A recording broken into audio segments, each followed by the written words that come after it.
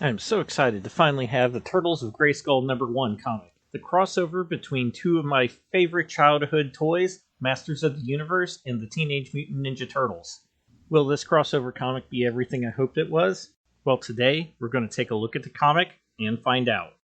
Hello everyone, I'm Mr. Beefy, and this is Saturday Morning Comics.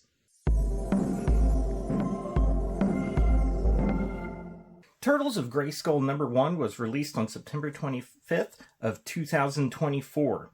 However, this comic is not the first time that these two properties have met up. And so before we take a look at this comic specifically, I would like us to take a look at some of the history of how this comic came about. One of my favorite things from the old Masters of the Universe toy line was the inclusion of a mini comic in with the action figure. The great thing about the inclusion of the comics in with the action figures is not only if you were a fan of comics, but this would also help expand your creativity and your imagination when playing.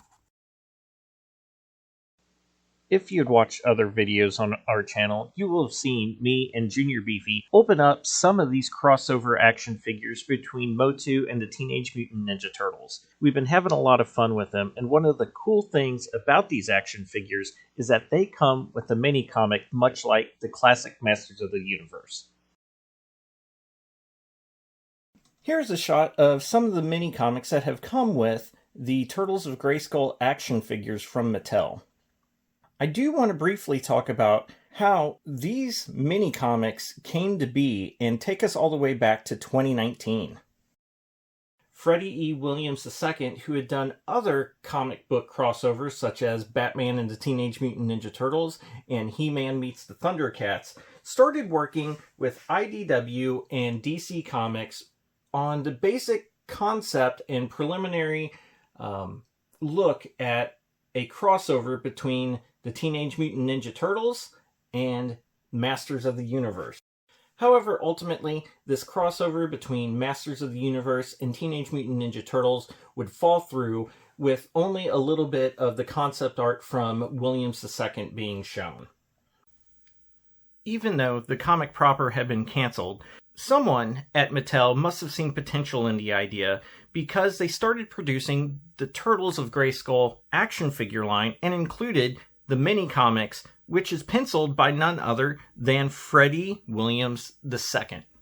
I can only imagine that these comics were using some of the ideas and those early concepts back from that 2019 crossover that was planned.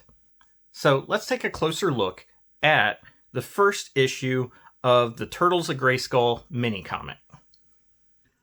So, in the first Turtles of Grayskull comic,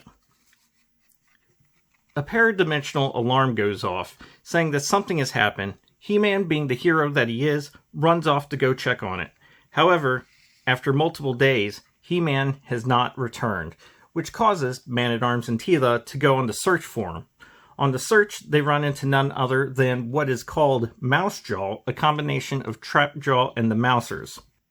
Our heroes Teela and Man-at-Arms start fighting a horde of Mousers before shortly seeing what us Turtle fans recognize as a nunchuck. And then appear our favorite heroes in a half shell, the Teenage Mutant Ninja Turtles, who then help to quickly dispatch Mousejaw.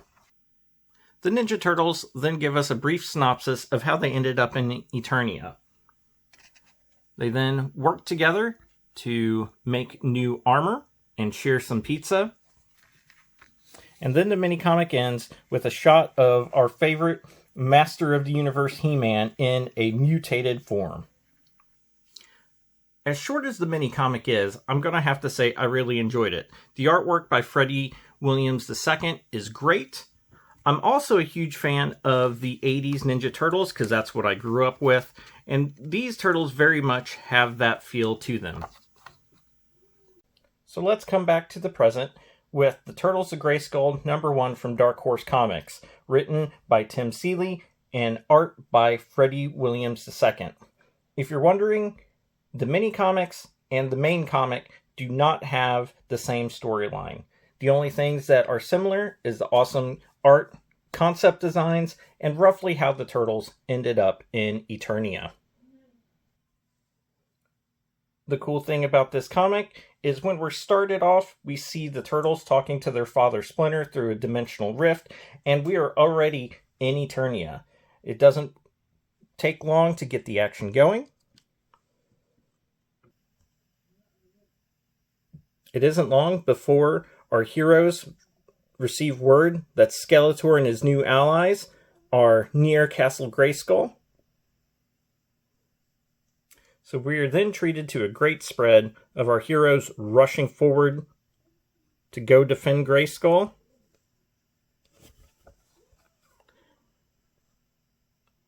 As well as an awesome spread of the villains who are awaiting their arrival.